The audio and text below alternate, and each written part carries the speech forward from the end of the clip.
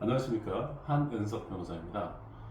오늘은 개인회생 제도가 무엇인지, 그리고 이 개인회생 제도가 어떻게 해서 시작이 됐는지에 대해서 말씀을 드리겠습니다. 개인회생 제도가 시작된 계기에 대해서 말씀을 드리면 1990년대 말 우리나라가 이제 외환 위기로 IMF 사태로 경제적으로 상당히 어려운 상황에, 국가 부도의 상황에 이르게 되었었죠. 당시에 이제 수많은 기업들이 도산을 했고, 그 기업에서 일하고 있는 근로자들 역시 실직하고 수입이 없어지는 경제적 위기 상태에 빠지게 되었습니다.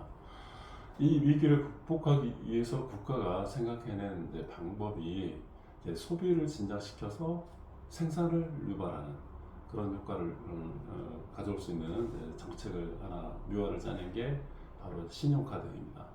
이 신용카드를 통해서 사람들이 현재 돈이 없지만 물건을 구입하고 이런 소비를 유발함으로써 기업들이 생산이 올라가고, 그렇다면 일단 뭔가 하나 부족하지만 이게 이제 경제가 돌아가는 상황이 되겠죠. 이렇게 해서 외환위기를 극복하기는 하기는 이제 했죠.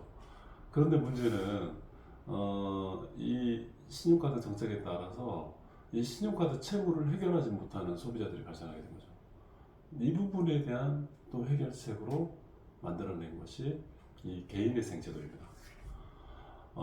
개인회생 제도는 채권자들 입장에서는 이해하기 좀 어렵습니다. 그러냐면 본인의 동의도 없이 국가가 마음대로 이 채권자의 재산이 이 채권을 국가가 탕감시켜버리는 거예요. 일부를 탕감시켜버리는 겁니다.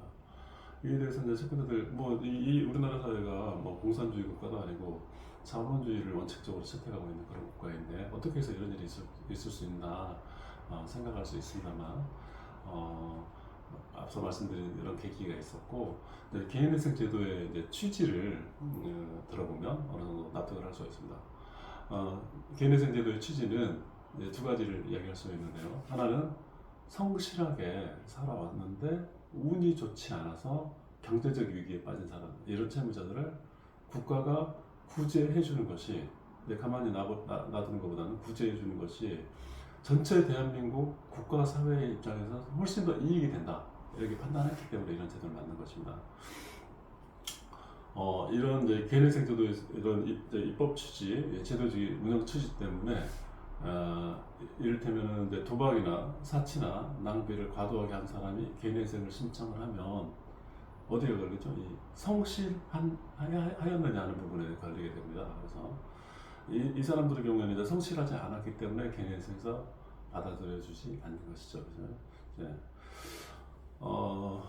이제 개인회생 제도는 방금 말씀드린 것처럼 이제 우리나라에 있어서 어떤 IMF라는 특수한 사정, 그리고 그것을 극복하고 난 뒤에 발생한 문제를 해결하기 위해서 만들어낸 제도이고요. 제 생각에는 이 개인회생 제도는 어떤 법률적인 법률도 산수하고 똑같습니다.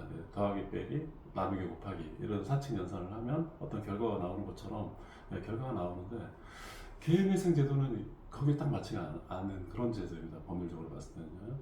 하나의 이제 정책적인 그런 의미를 가지고 있는 제도라고 이렇게 생각이 됩니다.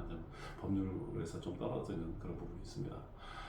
아무튼 이런 제도를 통해서 현재 많은 분들이 구제를 받고 정상적인 사회 활동에 돌아와서 이제 정상적인 사회 활동을 하면서 대한민국이 그로 인한 이익을 보게 됩니다. 채권자들 입장에서는 많이 억울한 부분이 있겠습니다만, 이런 개인회생 제도의 취지, 도입 경위에 대해서 이제 잠깐 말씀드리는 시간이었습니다. 감사합니다. 한은석 변호사였습니다.